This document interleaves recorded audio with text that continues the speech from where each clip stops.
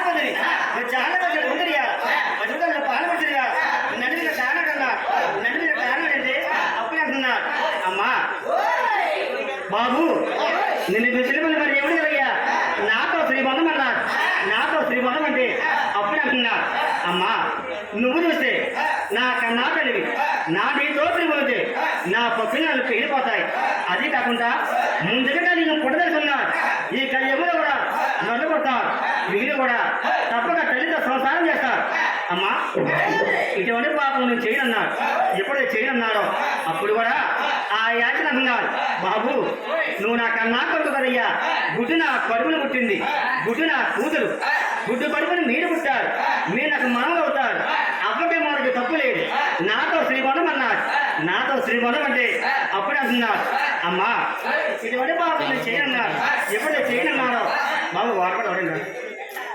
water bus అమ్మా ఇటువంటి బాబు నేను చేయనన్నారు ఎప్పుడైతే చేయనన్నారో అప్పుడు కూడా ఆ ఈటిని కూడా అలా బహం చేసిందో ఎప్పుడైతే బహం చేసిందో అప్పుడు కూడా అందరూ చిన్నవాడిని ఆ యొక్క మహావిష్ణుమూర్తిని ఆ యాజత్తి పోయినా